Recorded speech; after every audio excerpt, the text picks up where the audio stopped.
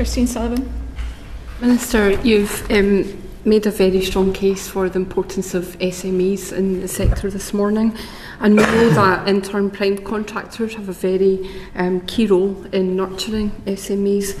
However, we have also heard that risk is often pushed down the supply chain. Indeed, John Howell from Babcock gave evidence to this committee that when government transfers the risk to larger contractors, that then trickles down through the supply chain, and often you find that those SMEs that are least able to bear the burden of risk often are the ones carrying the load.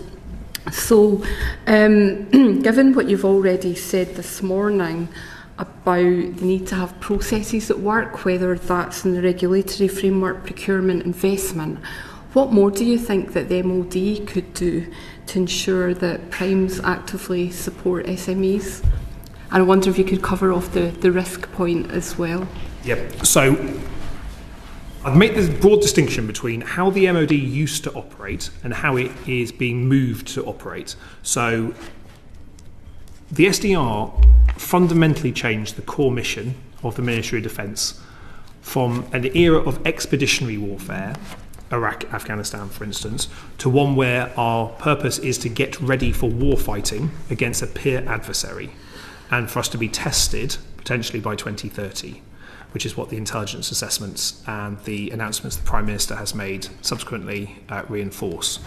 That clarity of purpose means that the systems we inherited need to flex to deliver that outcome.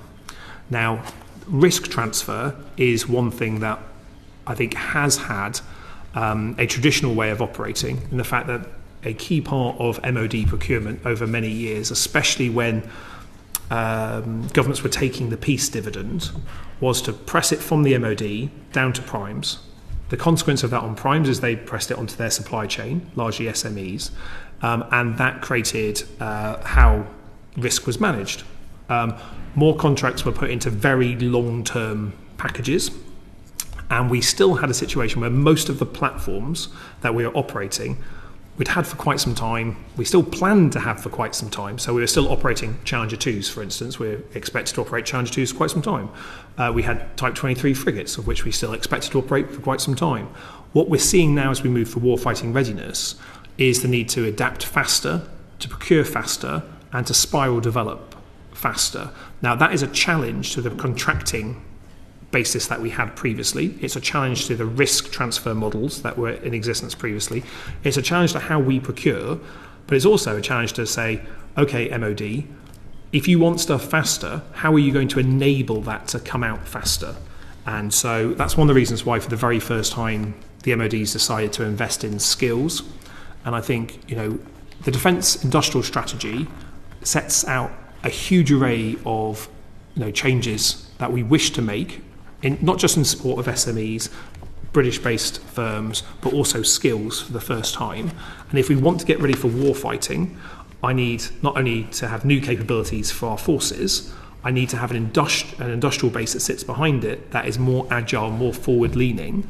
And, although it's perhaps not kind to say so, I can see across the industry firms that are really leaning into that change, really understanding it, and firms that are perhaps a little bit slower to be able to get there. Some of that is because they're locked into long-term structural contracts where that innovation is not encouraged or was kind of price engineered out.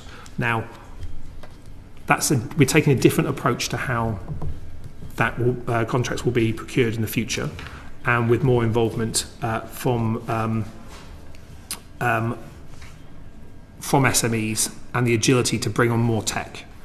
And so I want to see quite a big transformation, and that's the reason why we hired Rupert Pearce as the new National Armaments Director, and quite a substantial, significant hire, former FTSE 100 Chief Executive, not the usual civil service leading our procurement as it was in the past. The work that he has been doing with ministers to change the process, I think, is already delivering quite substantial improvements. And he's only been in place a relatively short amount of time. I'm expecting to see considerable improvements as we re-engineer some of those contracting bases, but also how we re-engineer defence financing, and that will include elements of risk. But just to go back to the key point of the question, what more do you think the MOD could do to ensure that primes play their part in supporting SMEs? Yes, it's a very good point. Primes have got a really important role in this, and some of them have mechanisms that can make it feel very difficult for those SMEs to work with them. Software interfaces, really stringent supply chain rules, and indeed a very high bar for the nature or the type of SME that they're prepared to onboard. But it is all coming back to risk, which is what has just been explained there. One of the things that we are doing through the defence growth deals is developing onboarding mechanisms to help get more companies into this space and to effectively train them and mentor them, mentoring being delivered through companies that are successfully playing within prime supply chains, to explain to them and also give them confidence, because a lot of this is a confidence issue, and is it worth the hassle question? Well, yes it is, and here's why. And that mentorship from companies that are already playing here can teach them a whole range of things, such as how to meet the ISO standards, which a lot of them are very severe and stringent, and they relate to things like their own subcontractor supply chains and whether they meet a defence standard. And some of that can be expensive for them to actually get up to that level.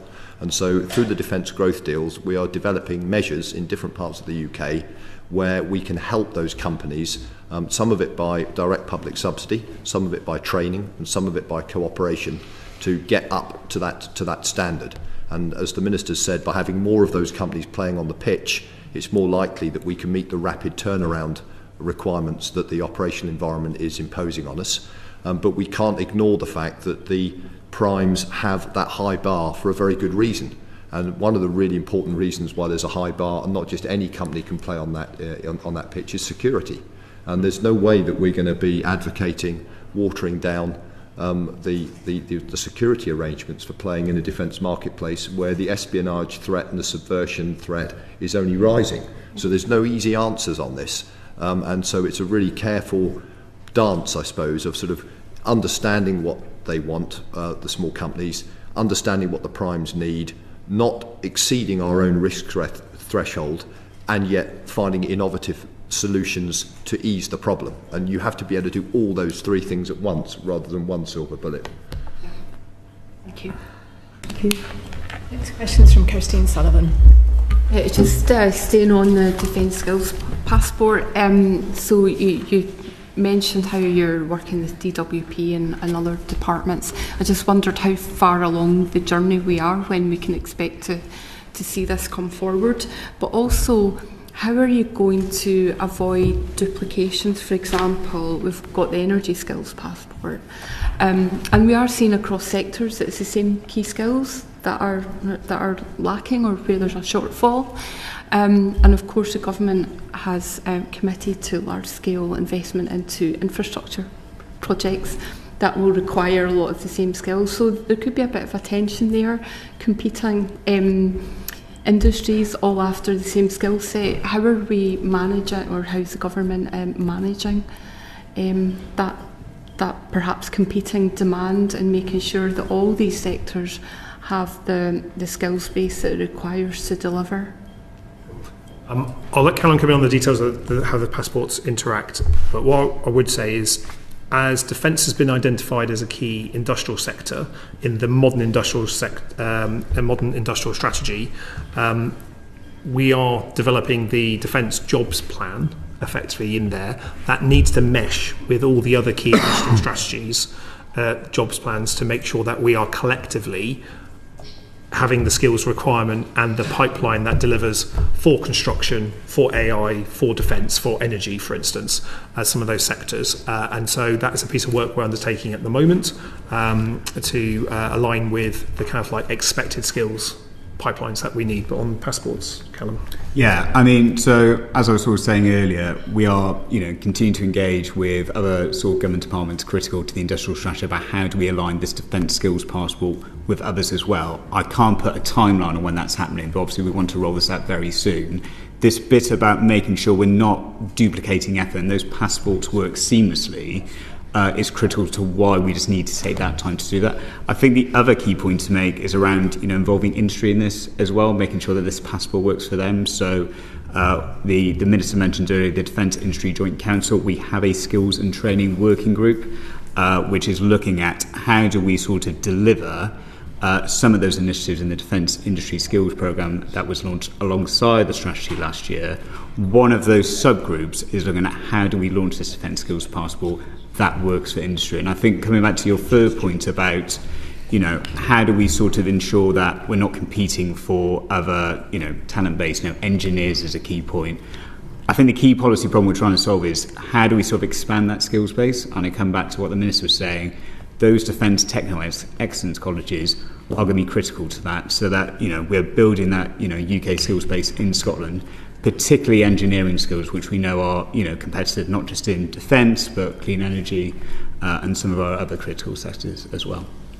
So these DTECs are really critical to addressing some of the key skill shortages that we have at the moment, and skills being devolved function. It's really important, I would imagine, that we have the UK and Scottish Government working in partnership here, hence the request for match funding.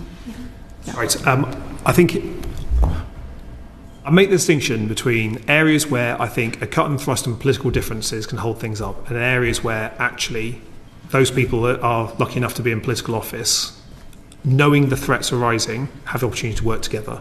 And I think I'm very keen to work with the Scottish Government to deliver 2 DTECs.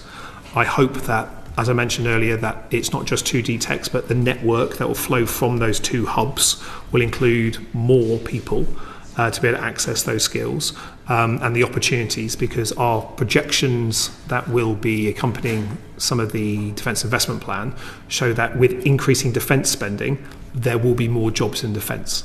Mm-hmm. We need to make sure that there's a skills pipeline to service that increased demand. And I'm thinking especially, perhaps the most visible example across the United Kingdom is when it comes to welders.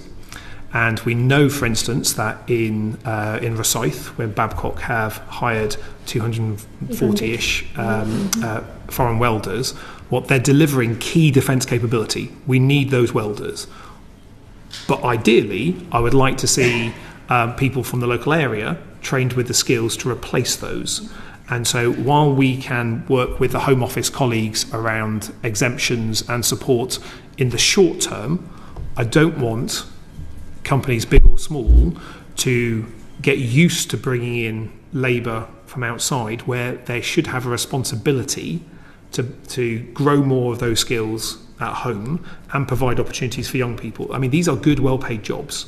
And so there's no shortage of people, I think, who want to do them, but there's a skills constraint in terms of the amount of places available to train people. And that's one of the reasons why the MOD stepped in, for instance, when there was when the Scottish Government decided not to fund the welding academy in Glasgow. So we stepped in to fund that work because we know how important that is for the delivery of military capability that's being produced in Scotland.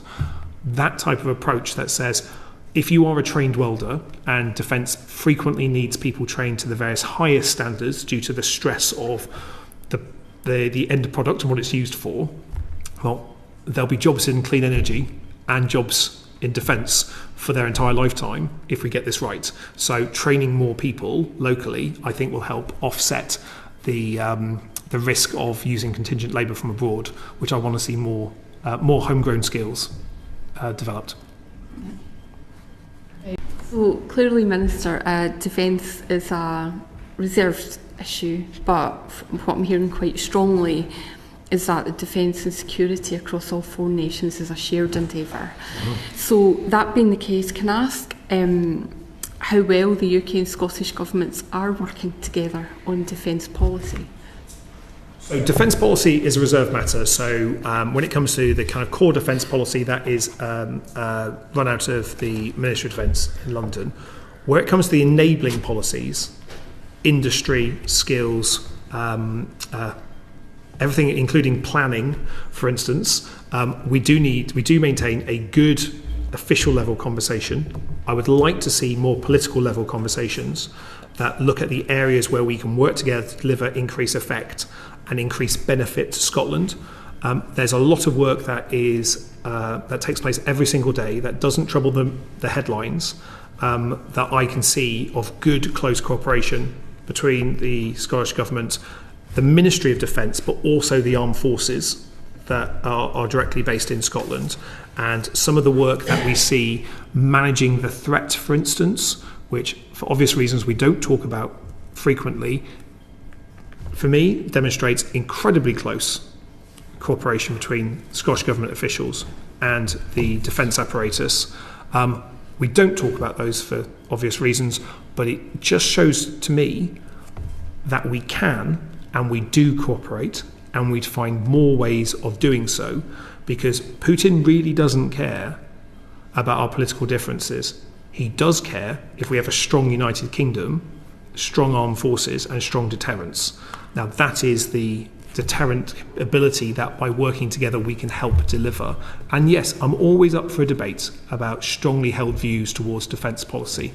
We live in a democracy, we should be unafraid of engaging constructively and decency and with respect for other views that we don't share around that. But I think there's an opportunity here to do more together, and I hope that we can take it. We've heard from the defence sector in evidence to this committee that some of the Scottish Government policies have had quite a negative impact on the perception of defence companies, with one company spending 1 million on its physical security due to attacks. What is your assessment of how past and present Scottish Government policies are affecting Scotland's defence sector? So I recognise that the Scottish Government has taken a different approach than the United Kingdom Government has in terms of its language and in terms of its policy positions around a number of different issues. I think at a high level there's common agreement, especially when we see around what's happened in Gaza. You know, I want to see peace. I want to see a two-state solution. I want to see an end to the conflict. I want to see aid gotten in to support everyone in Gaza, and I want to see an end to the violence in the West Bank as well. Where we have disagreed is the best way to deliver that. And I think the policies that the Scottish Government has put in place, both their munitions policy and their wording around genocide at the moment, I understand why they have done that. I understand the public response to it. I share a similar view to them as to wanting peace in the Middle East. Yeah. I also recognise that Scotland is essential to the defence of our nation, and there are brilliant companies in Scotland delivering exceptional capabilities for the United Kingdom and our allies. Where there is a risk that any production in the United Kingdom could be used in breach of international humanitarian law, then of course we should take that seriously, and that's why we have a robust export licensing regime that for the UK has run out of the Department for Business and Trade, and that's the right place to be. But I hope that there is a place that we can have strong, robust political views about the decency and the values that we have as a nation and as a family of nations across the UK, as well as supporting defence industries as well. There's a balance here. I think we can find that. And just my final question, to go back to skills. Now, you did mention how you would like to see more political level conversations being able to take place. But can I ask if you do currently have a formal forum, either politically or between officials, to discuss skills issues that are really quite critical and pressing at the moment? So there's regular skills engagement with officials, and Calum's team and himself has a lot of engagement with Scottish Government officials, and indeed as we do with the Welsh Government and the Northern Ireland Executive.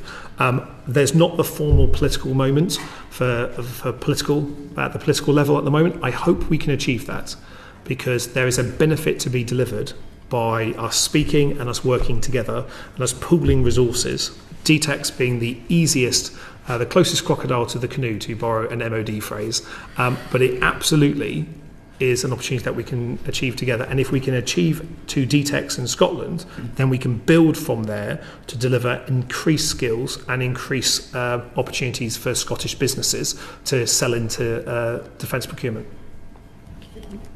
I was just going to add, I mean, as we now take forward the Scotland Defence Growth Deal, of which those DTECs are a part of that, we are setting up governance structures to take forward the various work streams that include skills. Of course, as the Minister was saying earlier, we want Scottish Government to be part of that conversation. I think that obviously depends on some of the negotiations we've got ongoing around funding, essentially, which will take place in the next couple of weeks. You would seek a kind of regular forum rather than ad hoc communications. Absolutely, and I think that's that is ultimately the way we're going to take forward the Defence Growth Deal and those DTECs as well. That's great, thank you. I think it's worth saying that Scotland's not the only devolved administration that we work in, and I want to see a similar approach tailored to Wales, Scotland and Northern Ireland, but broadly we need to have regular contact between the men and women in uniform and the devolved administrations, for MOD officials and the cross-government work that we have across UK government, and as much as possible political conversations to crack on and deliver stuff, and that's what I'm keen on. Thank you very much.